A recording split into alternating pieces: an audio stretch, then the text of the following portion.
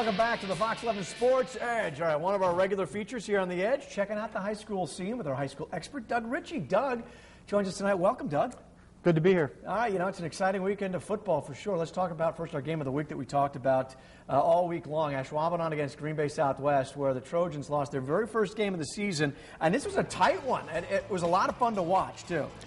Yeah, it was another defensive game, and Ashwaubenon through the first two games gave up 8 points, and they picked up where they left off. Now they have allowed 11 points all season. And the big play of the game, though, Austin Kastner throwing a big pass to Drew Taylor there, set up the game-winning touchdown. And Ashwaubenon, what they've done the last couple of weeks is they made the play when they had to. They've won 2 games by scoring 7 points. Well, and that's a big thing for them, is being able to get those wins by not having to worry about a whole lot of offense. That defense is just really stellar. Yeah, I was interested to see them just based on their points, and I'll tell you what, it was for real. I mean, Southwest had scored some points the first 2 weeks, but I'll tell you what, Ashwaubenon really made them work, and they got 3 points out of them, and that was it. So Ashwaubonon's defense, normally we think of their offense, but their defense is tough. Well, let's take a look at the FRCC right now. And Ashwaubenon obviously 3-0. Hey, Bayport.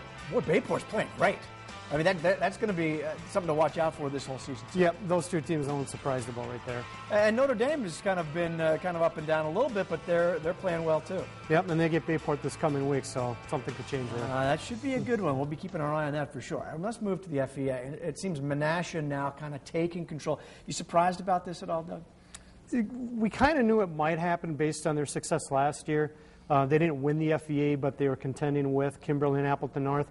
I saw them the first 2 weeks against Appleton North, or the second week against Appleton North, and they won 8-3. It wasn't beautiful, but now they're the only undefeated team in the FEA, and people got to come get them. They get Kimberly in a couple weeks, but right now they're the team, and I don't think people are shocked. Well, they played against Appleton East. Let's take a look at how they did it this last week. And for Menasha, they just kind of keep on rolling. There's nothing flashy about these guys necessarily, but they're just pounding away. If you go and watch them one day, you might say they're leading the FBA, but they're good.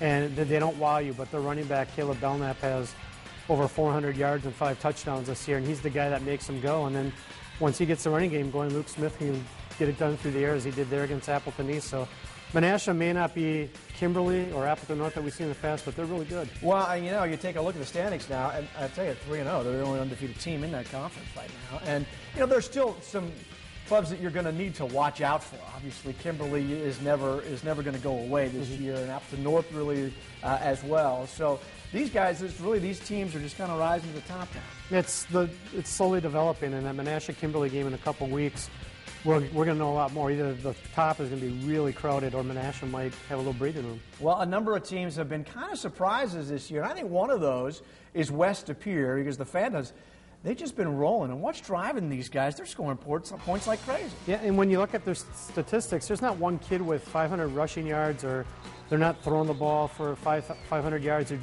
They're doing it as a team. In their first 3 games, they've won 38-0, 39-0, 40-000. So, I mean, they're 41-0 this week? I mean, yeah, they probably will be. They're just doing it as a team, and they're dominating on both sides of the ball. And right now, I'll tell you what, who's ever next for them, I don't want to play them. Well, finally, we're going to take a look at one more team tonight, Kewanee, who really put a hurting on Sturgeon Bay this week. What do you like about this team, other than the fact that they can score points with anybody? Quarterback Doug Delabrew is one of the best quarterbacks in our area. He, I believe, over 400 passing yards already this season.